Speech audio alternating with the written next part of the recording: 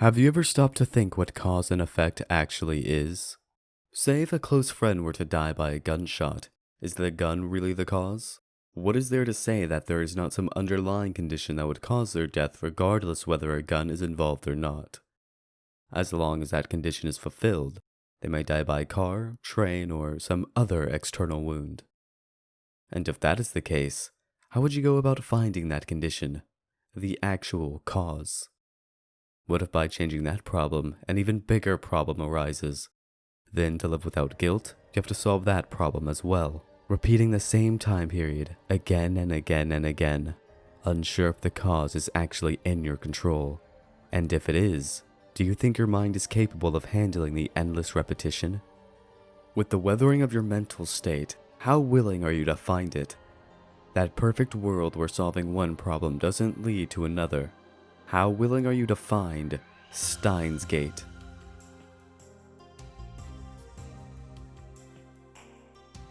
Steins Gate, a visual novel released in 2009, produced by Studio 5PB and Nitro Plus. Thanks to its anime adaptation and its unique and interesting take on time travel, caused a boom in its popularity. So, what exactly does Steins Gate add to this popular sci-fi trope in order to stand out and gain the recognition it has?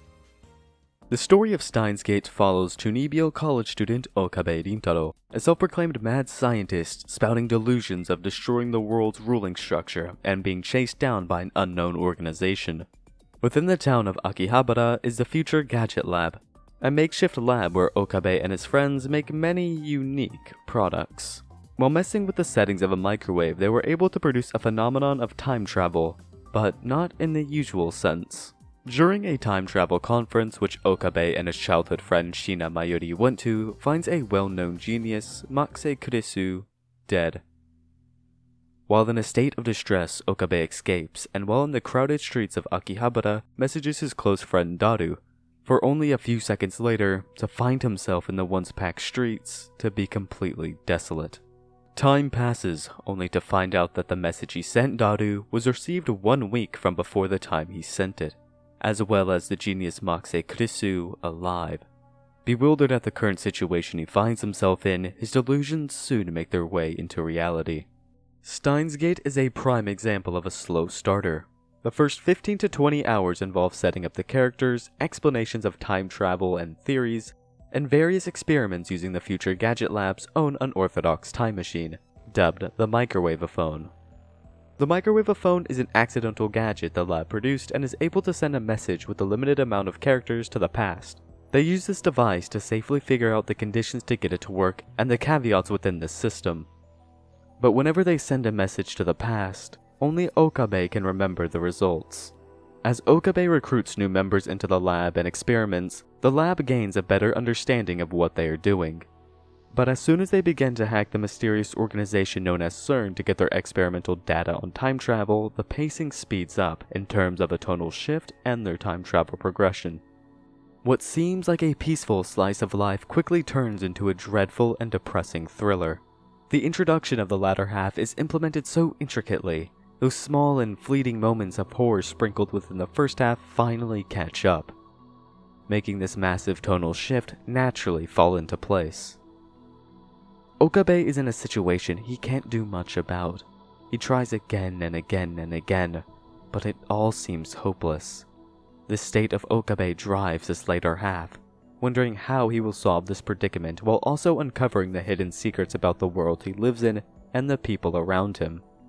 Throughout this journey, Okabe constantly runs into dilemmas of what to do and how he should do it, or if he should just completely abandon the situation. Is it wrong to abandon others for his wish, even if it means there is a chance of reaching the best possible outcome? This feeling of dread and unknowingness stays constant to the end. Steins Gate uses real-life theories, businesses, and the like to explain and enhance its own story. CERN, John Titor, the IBM computer, the Council of 300, and the like, all of these play an essential role in developing the world. Many of the theories and studies of time travel connects to Steins Gate's main story and combines them to apply the laws of each theory to create something new for the story. This makes it feel somewhat grounded in reality.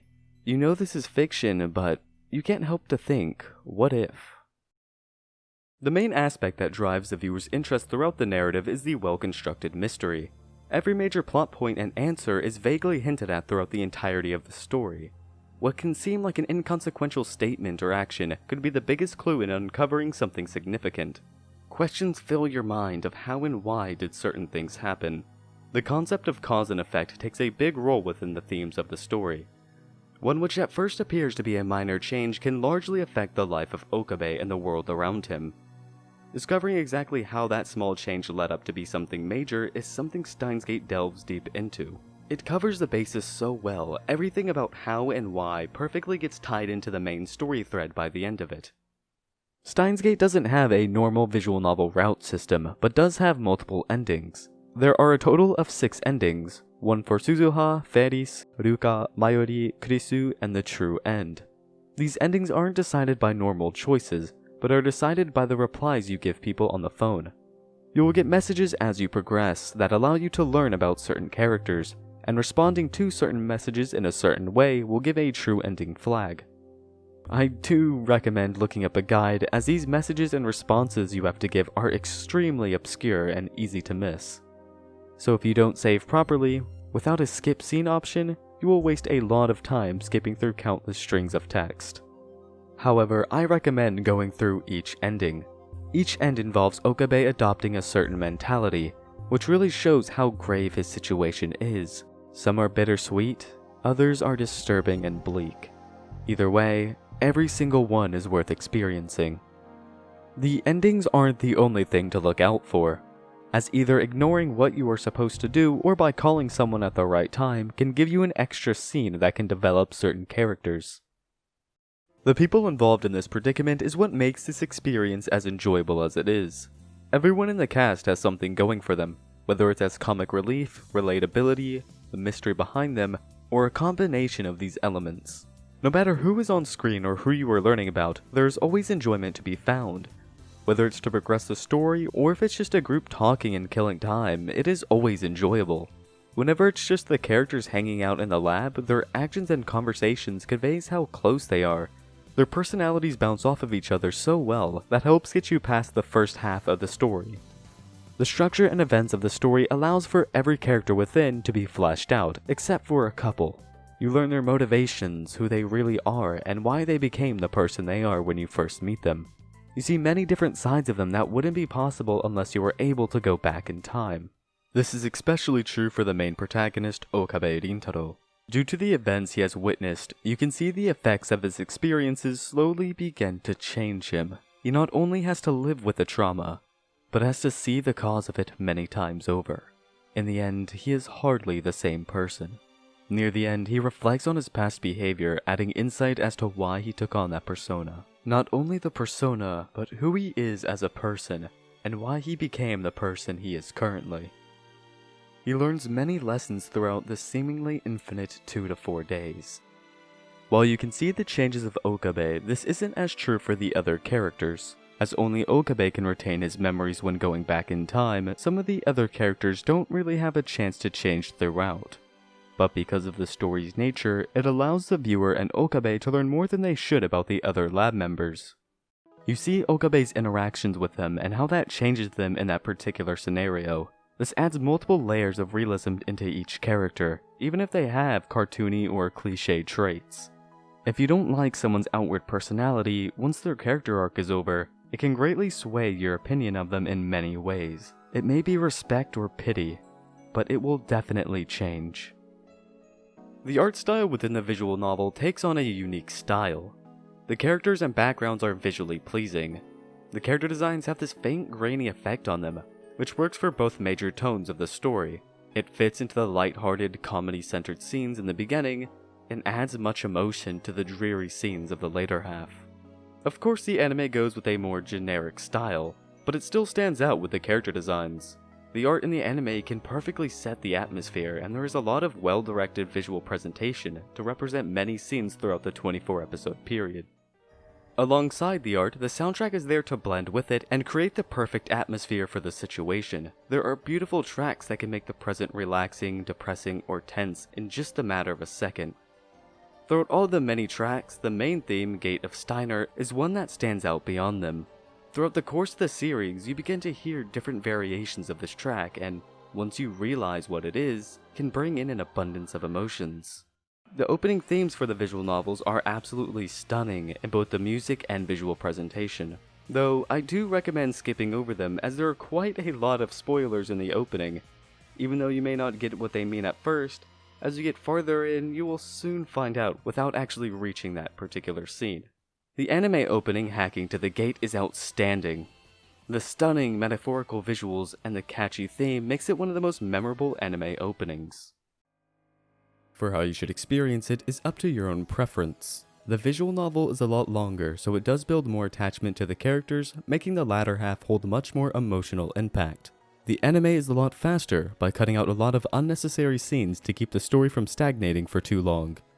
It shortens and condenses the plot in a meaningful way as to not cut important characters and story details, but in doing so, cuts out a lot of minor details and the science behind time travel and the devices the lab uses.